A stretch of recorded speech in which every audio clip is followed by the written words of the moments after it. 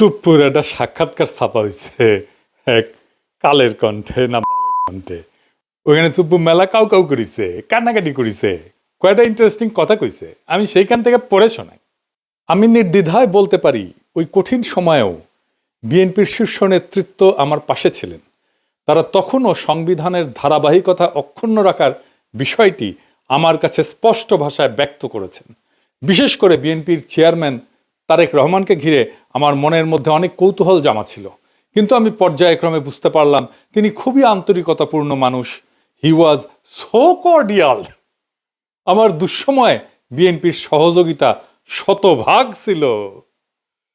সুপ্পু খুব পরিষ্কার করে বলছে যে বিএনপি তারে রক্ষা করছে। কোন সুপ্পুকে? সেই সুপ্পুকে যে তার নিজের পরিচয় নিজেই দিচ্ছে। শোনেন তার নিজের ক্রেডেনশিয়াল। আমি রাজনীতির এমন কোন অঙ্গন নাই যা আমি ছুঁয়ে যাই নাই। আমি বঙ্গবন্ধুর ছোঁয়া পেয়েছি। আমি আমার জীবদ্দশায় পরপর 6 বার বঙ্গবন্ধুর দেখা পেয়েছি। বঙ্গবন্ধু আমাকে নাম ধরে ডেকেছেন, এই চুপ্পু তুই এদিক আয়, এই চুপ্পু তুই মাঠে আয়। আমি বঙ্গবন্ধুর 6 দফার ভাষণ শুনেছি। আব্দুর রব বগা মিয়ার বাড়িতে আমি গিয়েছি, আমার প্রতিবেশী। ওখানে আমি দুপুরে ভাত খেয়েছি বঙ্গবন্ধুর সাথে। শুনিছেন কি বিশাল ক্রেডেনশিয়াল? মানে কার সাথে কই ভাত খেয়েছে সেটাও তার বড় যোগ্যতা। সোহরাওয়ার্দীর বডিগার্ড তারে কয়বার সুপ্পুকে ডাকছে সেটা তার বড় যোগ্যতা। তো এটি শেষ না, তারে কেন কাঁঠাল রানী পছন্দ করতো, কেন দয়া করতো, সেটা তার মুখ থেকে শুনেন। সে যে ছাত্রলীগ করতো সেটাও শুনেন। আমি যখন বঙ্গবন্ধুকে উপস্থাপন করেছি, স্বাধীনতার যুদ্ধকে উপস্থাপন করেছি আমার বক্তৃতায় জজদের সম্মুখে, তখন উনি আমাকে জিজ্ঞেস করেছিলেন, তুমি কি আপনি কি রাজনীতি করতেন? আমি বললাম, জি মাননীয় প্রধানমন্ত্রী, আমি ছাত্রলীগ করতাম। তখন তিনি একটি নাম উচ্চারণ করে আমাকে বলছিলেন, সে তোমার সিনিয়র? আমি তখন বললাম, মাননীয় প্রধানমন্ত্রী, সে আমার 10 বছরের জুনিয়র। উনি যাকে সিনিয়র লিডার মনে করতেন তারও আমি 10 বছরের সিনিয়র। এটা শুনে উনি অনেকটা আমার প্রতি তার দয়ার সাগর হাত বাড়িয়ে দিলেন। শুনেছেন, ফাইনালি তার মনে বড় দুষ্কু ছিল। সেটা জানেন তার দুষ্কু কি ছিল? আমার মনে বড় দুষ্কু, ও দুষ্কু আমার মনে রে। কি দুষ্কু সুপ্পু তোমার মনে? ওর মুখেই শুনেন। গত 3 মাস ধরে মাননীয় প্রধানমন্ত্রীকে সালাম করতে গেলে উনি আমার সালাম নিতেন না। তা আমি দেখতাম যে ওনার চরণের ধুলো আমি পাই না। আমার মিশ্র প্রতিক্রিয়া হচ্ছিল যে উনি কেন আমার সালাম নেন না, না থাক বলে। কিন্তু সেই সময় যে ওনার মনের মধ্যে রাষ্ট্রপতি হিসাবে আমার নাম গ্রথিত হয়ে গেছে, এবং সেজন্যই যে উনি আমার সালাম নেওয়াটা বিব্রতকর মনে করতেন, এটা তো পরে বুঝলাম। আগে তো বুঝতাম উনি আমার পর বিরক্ত। শুনেছেন তার দুষ্কু কেন কাঁঠাল রানী তারে পায়ের ধুলে নিতে দেয় না। এই কিসিমের একটা মানুষরা রাখার জন্য বিএনপির কি আকুলতা ব্যাকুলতা। আমি যখন কইতাম সুপ্পু ওয়াকার আর বিএনপি বরাবর হয়ে গেছে, তার প্রমাণ পাইলেন তো। সুপ্পুর কপালে যে দুষ্কু আছে এটা আমি কলে 2023 সালে ওই প্রেসিডেন্ট হওয়ার টাইমে কইছিলাম। শুনেন, হাসিনা নিজেও জানে সে নির্বাচনের সময় ক্ষমতায় থাকতেছে না, তাই তার একখান হিসু করে প্যান্ট না ভিজানো প্রেসিডেন্ট দরকার। সেজন্যই সুপ্পু। তাই সুপ্পু হইল প্রেসিডেন্ট, কিছু আসে যায় না। এই সুপ্পু যতই অনুগত হোক, একটা ফেয়ার নির্বাচনের পরে নেক্সট সরকার প্রথম যে অধিবেশনে বসবে, সেই অধিবেশনে যে বক্তৃতা দেবে না সুপ্পু, সেটার আইন অনুসারে বিজয়ী দল যেভাবে লিখে দেবে সেভাবে পড়তে সুপ্পু বাধ্য হবে। তারপরে কিন্তু বিজয়ী দল ইমপিচ করতে পারবে।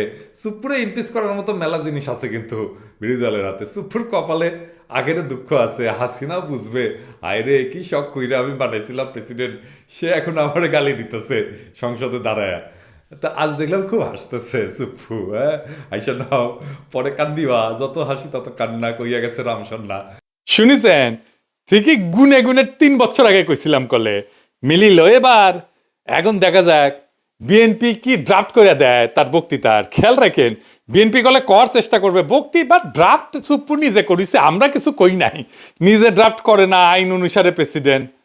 আগে জানায় রাখলাম জুলাই বিপ্লব নিয়ে কি বলে সুপ্পু, জুলাই সনদ নিয়ে কি বলে, হাসিনার ফ্যাসিবাদ নিয়ে কি বলে, গুমখুন নিয়ে কি বলে, হাসিনার বিচার নিয়ে কি বলে, এগুলো খেয়াল রাখবেন, কারণ ওইটা ড্রাফট করে দেবে বিএনপি নিজে, তারেক রহমান ওটা অ্যাপ্রুভ করবে।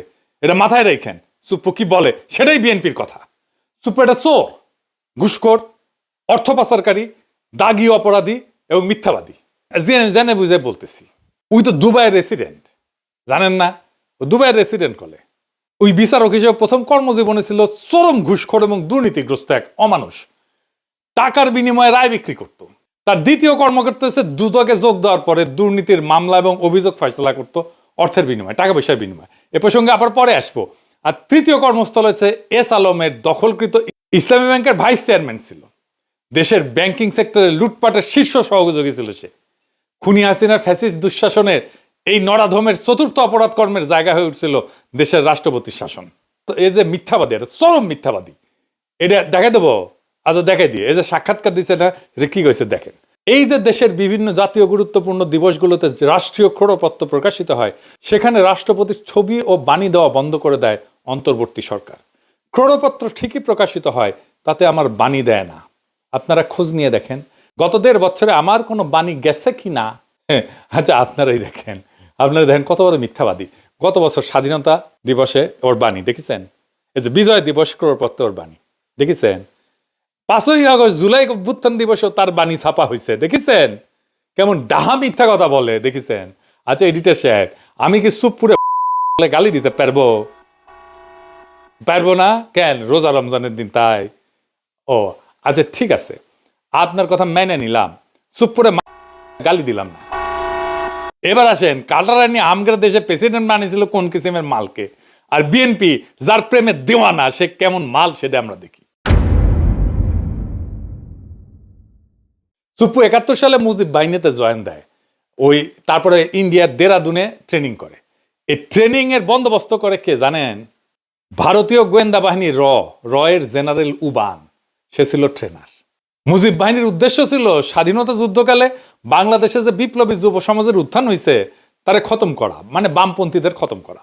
এই উদ্দেশ্যে স্বাধীনতার পর রক্ষী বাহিনী গঠন করা হয় এবং তারা কিন্তু 30,000 যুবককে হত্যা করে সেই সময় মুজিবের আমলে, শরদ্দির বডিগার্ডের আমলে। এই রক্ষী বাহিনী তৈরি হয় মুজিব বাহিনীর সদস্যদের দিয়া, মানে সুপ্পুর ভাই ব্রাদারদের দিয়া। সেই রক্ষী বাহিনীকে জিয়াউর রহমান আর্মিতে আত্মীকৃত করে। সোহরাওয়ার্দী বডিগার্ড জয় বাংলা হয়ে যাওয়ার পরে জিয়ার আমলে যতগুলা মিলিটারি কু হয়েছে সেগুলোতে রক্ষী বাহিনী থেকে আসা লোকজন যুক্ত ছিল। জিয়া যে লাস্ট কুতে মারা যায় সেখানেও রক্ষী বাহিনী থেকে আসা অফিসার ছিল কিলিং স্কোয়াডে, যে জিয়াকে খুন করেছে। এটা খালেদা জিয়া ঠিকই বুঝেছিলেন, তাই তিনি কইছিলেন যে সাপকে বিশ্বাস করা যায় কিন্তু আওয়ামী লীগকে বিশ্বাস করা যায় না। যার মধ্যে আওয়ামী লীগের বিন্দু মাত্র জিনিস আছে, চিহ্ন আছে, তারে বিশ্বাস করা যায় না। শুনেন, সাপকেও বিশ্বাস করা যায় কিন্তু আওয়ামী লীগকে বিশ্বাস করা যায় না। আওয়ামী লীগ নিজের স্বার্থের জন্য দেশটাকে পর্যন্ত বিক্রি করে দিয়ে ক্ষমতায় থাকতে চাইবে, লেনদেন করছির মতো তার হয়েছে। কাজে এই আওয়ামী লীগকে বিশ্বাস করেন না। শুনেছেন? আর এখন সেই জিয়া এবং খালেদা জিয়ার পুত্র তারেক রহমানের আওয়ামী লীগ ছাড়া চলেই না। হ্যাঁ যাই হোক, সুপ্পুতে ফিরে আসি। 72 সালে সুপ্পু পাবনার এডওয়ার্ড কলেজ থেকে বিএসসি পাশ করে। ওই পরীক্ষাটা ছিল নকলের জন্য বিখ্যাত, একেবারে আপনারা সবাই জানেন, মুরব্বীদের জিজ্ঞেস করেন, সব কটা নকল করে পাশ করেছে। 75 সালে সে পাবনার আমিন উদ্দিন আইন কলেজ থেকে LLB ডিগ্রি পায়, মাশাআল্লাহ। 82 সালে সে BCS বিচার ক্যাডারে যোগ দেয়, একটা স্পেশাল ক্যাডার সার্ভিস হয়েছিল। পরবর্তীতে জেলা জজ হিসেবে দায়িত্ব পালন করে। এই হইল দিয়া তার বিদ্যা অভিজ্ঞতার দৌড়। আগে যারা বিচার বিভাগ থেকে রাষ্ট্রপতি হয়েছিলেন তাদের শিক্ষা জীবনের সঙ্গে এই নকল বা সুপ্পুর তুলনা করলে লজ্জায় মাটিতে মিশা যাওয়া ছাড়া আর কোনো উপায় থাকে না। সে বিচারপতি আবু সাইদ চৌধুরী থেকে বিচারপতি শাহাবুদ্দিন আহমেদ পর্যন্ত সকলেই ছিলেন হাইকোর্ট সুপ্রিম কোর্টের বিচারপতি, কেউ কেউ ছিলেন প্রধান বিচারপতি। আর কাঁঠাল রানী উপসচিব পর্যায়ে অবসরপ্রাপ্ত এক দুর্নীতিগ্রস্ত বিচারপতিরে বাংলাদেশের সর্বোচ্চ পদে নিয়োগ দিছিল। এই কইরা পদটার যে কি পরিমাণে অবমূল্যায়ন হয়েছিল সেটা আমাদের ধারণারও বাইরে। দেখেছেন তো কেমন মিছা কথা বলে, চোখে চোখে মিছা কথা বলে। এটা বাংলাদেশের রাষ্ট্রপতি। এরকম একটা মিছা কথা বললে তো মিডিয়াতে হইচই পড়ে যেত দুনিয়ার যে কোনো সভ্য দেশে। কিছু হয়েছে এরকম একটা মিছা কথা বলছে। 2001 সালে নির্বাচনে পরাজিত হওয়ার পরে আওয়ামী লীগ অভিযোগ করে যে বিএনপি, আওয়ামী লীগ এবং সহযোগী সংগঠনগুলো